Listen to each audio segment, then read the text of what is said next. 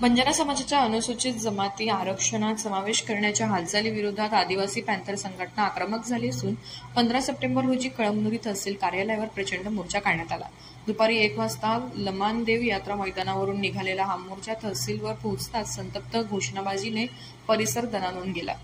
मोर्चेकऱ्यांनी स्पष्ट केले की बंजारा, वंजारी, धनगर, गोपाळ, भाई या समाजाचा अनुसूचित जमाती आरक्षणात समावेश होऊ देण्यावरील या शिफारसींना पाठिंबा देणाऱ्या 40 आमदार आणि एका खासदाराचे सदस्यत्व तात्काळ रद्द करावे अशी जोरदार मागणी करण्यात आली। हैदराबाद गॅझेट संदर्भातील शासन निर्णयही त्वरित मागे घ्यावा असा आवाज मोर्चात उठला। तसेच आदिवासी विकास विभागाच्या शासकीय आश्रमशाळांमध्ये बाह्यस्त्रोत भरती प्रक्रिया ताबडतोब थांबवून रोजंदारी कर्मचाऱ्यांना नियुक्ती आदेश द्यावेत, तसेच सर्वोच्च न्यायालयाच्या निर्देशनानुसार बोगस आदिवासींच्या रिक्त पदांवर विशेष भरती प्रक्रिया सुरू करावी या मागण्या देखील जोरदारपणे मांडण्यात आल्या।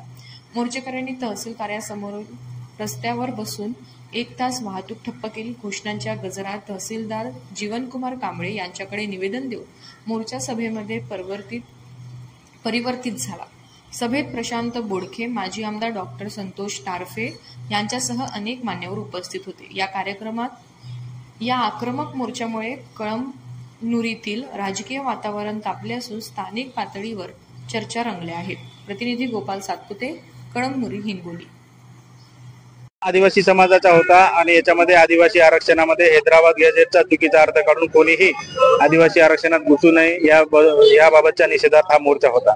तरी देखील ज्या बंजारा समाजाच्या समर्थनार्थ ज्या आमदारांनी खासदारांनी गव्हर्नमेंटला पत्रव्यवहार केलेला आहे त्यांचा देखील या ठिकाणी निषेध करण्यात येत आहे आणि आदिवासी समाजाच्या आरक्षणामध्ये घुसण्याची जर कोणी भाषा करत असेल तर ती खपून घेतली जाणार नाही आणि याही पेक्षा मोठा तीव्र लढा महाराष्ट्रामध्ये उभा केला जाईल। ज्या पद्धतीची परिस्थिती नेपाळमध्ये आहे, जशी आसाममध्ये आहे, जशी मणिपूरमध्ये आहे, तशी परिस्थिती महाराष्ट्रामध्ये घडून आणण्याचा सरकारने प्रयत्न करू नये। नाहीतर सरकारला नेपाळमध्ये जसे मंत्र्याला ठोकू मारलं, लोकांनी पळू मारलं, तशा पद्धतीनं महाराष्ट्रामध्ये आदिवासी समाज त्यांना सोळ केल्याशिवाय राहणार नाही। आंदोलनाची 2 प्रकारे दिशा असेल। रस्त्यावरती तर लढाई लढल्या जाईल, त्यासोबतच जे आंध्र आणि तेलंगणाची याचिका मान्य सुप्रीम कोर्टात सुरू आहे त्याच्यामध्ये देखील आम्ही इंटरव्हेन्शन दाखल करणार आहे आणि हैदराबाद गॅझेटच्या संदर्भात चुकीचा अर्थ जर काढण्याचा प्रयत्न केला तर त्याला देखील तीव्र विरोध आदिवासी समाज रस्त्यावर उतरून केल्याशिवाय राहणार नाही।